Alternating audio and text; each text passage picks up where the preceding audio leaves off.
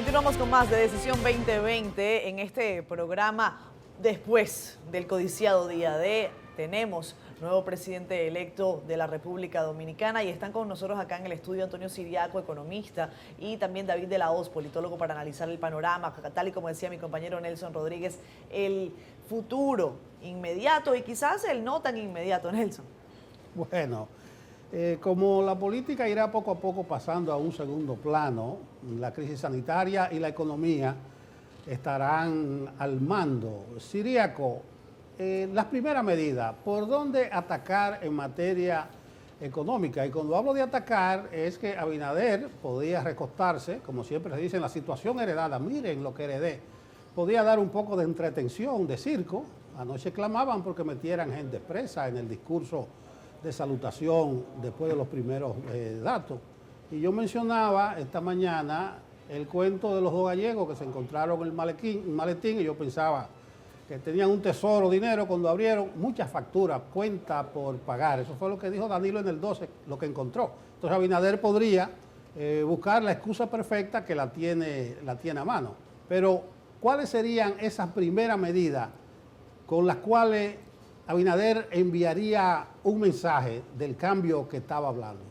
Mira, yo pienso que lo primero que hay que el gobierno del 16 de agosto, una vez inicie, es mantener en primer lugar los programas de compensación social que han afectado a los sectores de más bajos ingresos, incluso a personas que están sin empleo. La situación de la economía es una situación bastante difícil. Y verdaderamente hasta que no se encuentre una vacuna, uno tiene que mantener mínimamente el nivel de demanda, el nivel de ingreso mínimamente de muchas personas que han sido suspendidos o que de una forma u otra han sido cesanteados de manera definitiva y lo que están recibiendo son 8.500 pesos solamente por parte del gobierno. En segundo lugar, también hay una población aquí informal bastante extensa que necesita cierto nivel de apoyo y además los sectores tradicionales que verdaderamente están en el programa Quédate en Casa y el programa Para Ti. De manera que eso es lo primero que hay que hacer. Posteriormente, creo que hay una urgencia en términos de las finanzas públicas. Habrá que hacer otro presupuesto complementario. Y evidentemente tiene que ser así, porque los recursos incluso que el mismo presidente de la República dice que le va a dejar 100.000 millones de pesos, no alcanzan para terminar el año. Pero a su vez, hay un tercer reto importante y es mantener la estabilidad o cierto nivel de estabilidad en el tipo de cambio. Eso es muy importante porque muchas veces o casi siempre se miden a los gobiernos en función de mantener, en términos económicos, de mantener cierto nivel de estabilidad en el tipo de cambio. El tipo de cambio es una variable quizás que recoge toda la incertidumbre que ocurre en una economía porque es un mercado diario. Y como consecuencia, hemos visto que esta situación de la pandemia ha afectado en un primer momento a los sectores que están orientados al exterior. Y eso ha significado una caída en términos de divisas por más de 7.000 millones de dólares. Por lo tanto, tenemos un mercado cambiario que va a estar todo este año con cierta presión hacia el alza. Y eso no se puede permitir en la economía que el tipo de cambio siga con un proceso de depreciación o devaluación con respecto a la moneda internacional. Y otro reto importante, que ya eso es un reto de mediano y largo plazo, es que estamos ya en el mes de julio y agosto, se está reformulando el presupuesto del año 2021. Oigan eso, aquí se va a hacer un presupuesto complementario, pero a su vez va a coincidir con el presupuesto del año 2021 que se tiene que formular ahora. Y ese presupuesto del año 2021 tiene que enviar una señal que, en el sentido de que cuáles son los proyectos que van a reactivar la economía para el año 2021. Y eso es sumamente importante. Por ejemplo, el presidente electo habló de la creación de 600.000 plazas de trabajo o trabajo. Hoy, eso es una situación difícil porque tú creas trabajo cuando la economía crece. Pero si la economía no tiene expectativa de crecimiento, este año, según los últimos informes ya oficiales, se habla en el mejor de los casos con un crecimiento cero. Por lo tanto, eso significa que el nivel de creación de empleo este año va a ser nulo prácticamente, todo lo contrario. Entonces, esos son retos en el corto plazo para culminar este año que tiene el próximo gobierno. Claro, ya en el año 2021 hay que pensar en cómo vamos conformando las reformas que van a ser importantes y que van a restablecer de manera definitiva la caída de las recaudaciones del gobierno. El gobierno ha tenido este año una caída de casi un 40% en sus recaudaciones y evidentemente que esa situación hay que reponerla y eso nos lleva a pensar en una especie de un pacto fiscal. Un pacto fiscal que en ese sentido necesita concertación, necesita a las fuerzas de los demás partidos, porque hay que tomar en consideración que el Congreso de la República Dominicana va a ser un Congreso más diverso, a pesar de que el partido próximo de gobierno va a tener 18, 19 senadores, pero aún así la Cámara de Diputados va a ser mucho más diversa y se va a necesitar, obviamente, la conformación y tocar a los demás líderes de las demás fuerzas para pasar proyectos que serán sumamente importantes en la reactivación definitiva de la economía dominicana. Escuchando hablar a Siriaco, Catherine, me doy cuenta que Abinader no va a tener la venia que siempre se da de los primeros 100 días. Yo creo que tendrá 1 o 2 años. Tense en cuenta que él va a asumir dentro de 40, 41 días.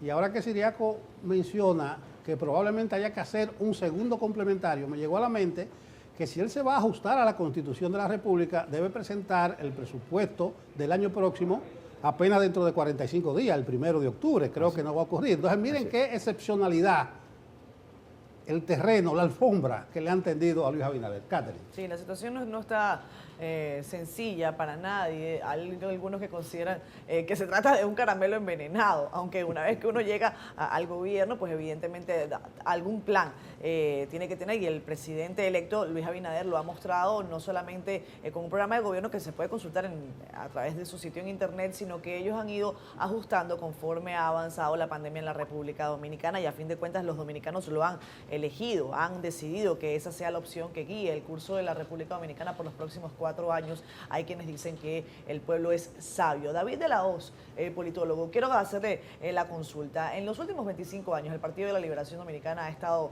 al frente del gobierno casi en 20. La pregunta del millón es, si el PRM en esta oportunidad no hace las cosas como tiene que ser o no complace, por decirlo de alguna manera, a muchos ciudadanos, ya hay algunos sectores pidiendo presos casi mañana, ¿qué pasaría? Porque usted habla de una posibilidad de Leonel Fernández para el año 2024, pero también hay algunos que plantean que, tal y como la consigna de campaña era se van, es que se van todos y que debería venir entonces un outsider. Tal vez yo me estoy poniendo muy adelante, pero es una cuestión de escenarios, de pronósticos, de previsiones. Fíjese, nosotros no es la primera vez que tenemos un gobierno que se califica en buen dominicano de bellaco. Ya en los años 80 el gobierno de Salvador Jorge Blanco fue calificado como un gobierno de bellaco, que había dejado una situación en el país donde supuestamente lo único que había que hacer era entregarle la presidencia de nuevo a él en el periodo subsiguiente. Y sin embargo, la destreza de Joaquín Balaguer borró del escenario toda la estrategia de maldad que había dejado ese gobierno. En la actualidad hay un poco de parecido a esa situación. Es un gobierno que ha hecho una serie de tratativas y la circunstancia misma de la pandemia han contribuido a que se esté planteando como que el gobierno que entra no va a encontrar una situación en la que pueda baldear por buen camino el país. Yo estoy en desacuerdo con esos criterios porque ya la historia, como acabo de contar, demuestra que no, que se puede venir con un libro diferente, se pueden hacer nuevas propuestas y en función de esas propuestas es que el país debe de orientarse. Incluso cierto dejo de autoritarismo que se ha dicho que caracteriza al presente gobierno y que yo estoy de acuerdo con que es así, tiene el nuevo presidente, a mi entender, que tomarlo en cuenta. Es decir, las prioridades no pueden ser las prioridades del gobierno, sino que tiene que mirar y consensuar las prioridades con la nación, con los sectores productivos, con la gente y ver cuáles de todas estas prioridades son las que la gente entiende David, que pero, deben enfocarse en primer término. Pero, de manera perdón que sí. por ahí va el tema, es decir, en la capacidad que tenga el nuevo gobierno de desatar los nudos gordianos que le hayan podido trazar voluntaria o involuntariamente en el actual gobierno. Voy a precisar, voy a ser más precisa con mi pregunta.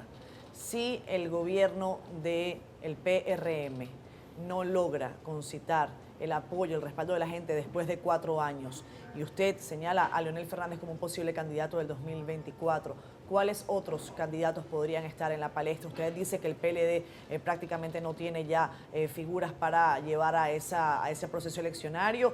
¿Quiénes otros? Sí, en política los procesos hacen nacer a sus líderes.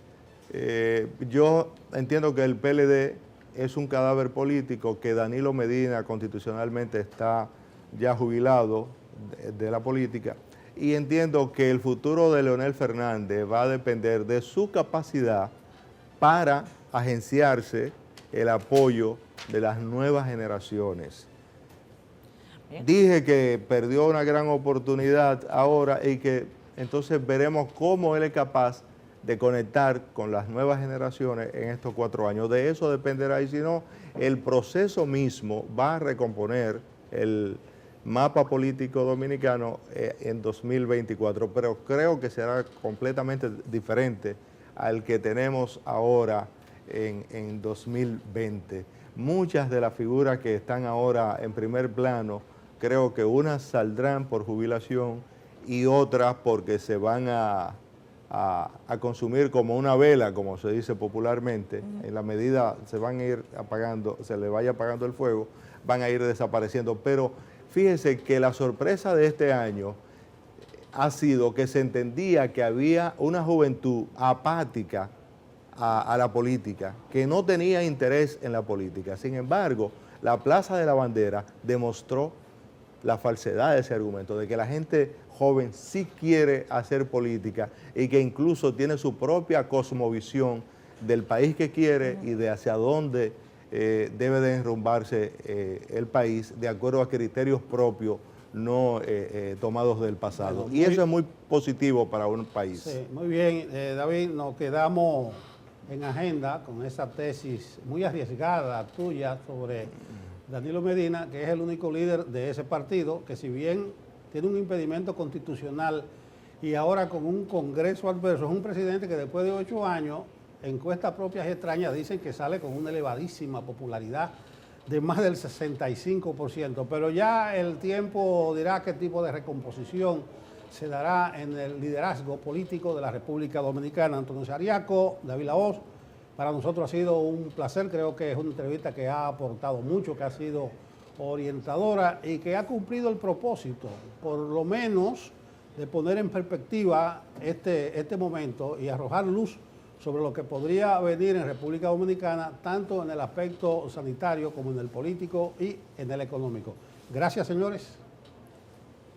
Bueno, nosotros, amigos, vamos a despedir ya esta edición de Decisión 2020. A mí solo me queda, Nelson, agradecerte. Bueno, quiero agradecerle a nuestros invitados primero también, pero voy a despedirlos. Caballeros, gracias a ustedes por habernos acompañado. Que tenemos acompañado. Un brindis porque estamos en fiesta de democracia ahora con las elecciones. Dicen por allí que, que no se podía beber en la previa, pero que el licor ayuda a los que están tristes y a los que están contentos. Así que bueno, de cualquier manera, salud por eso. Gracias, una fiesta caballeros. democrática. Nelson, yo levanto mi copa invisible para decirte cheers, salud o como quieras. ¿Ah? Para mí ha sido más que un gusto, un placer compartir contigo este espacio. Ojalá que Albanelli y familia, la directora de este canal, nos ponga otro, ¿no? Bueno, vamos a ver, nosotros... También tenemos que recomponer. Estábamos previstos estar aquí incluso ante una eventual segunda vuelta hasta el 28 de junio. Y mira, sin segunda vuelta, estamos aquí el 6 de julio despidiendo Decisión 2020, después catering de 34 lunes. Ah, ¿tú los contaste? Lo conté con la pausa de la pandemia. 34 veces he tenido el honor, el gusto, la satisfacción de poder compartir conmigo. Muchísimas gracias, amigo. Yo no esperaba menos de ti. Tú eres un hombre muy meticuloso, con cifras y muy preparado. Además, tengo que decir lo que he aprendido de tu experiencia como periodista y que ha sido para mí también más que un gusto y un placer. Gracias, Nelson. Gracias al equipo de CDN. Despedimos esta edición de Decisión 2020. Manténgase siempre con la sintonía y el compromiso de este canal, CDN 37. Bye.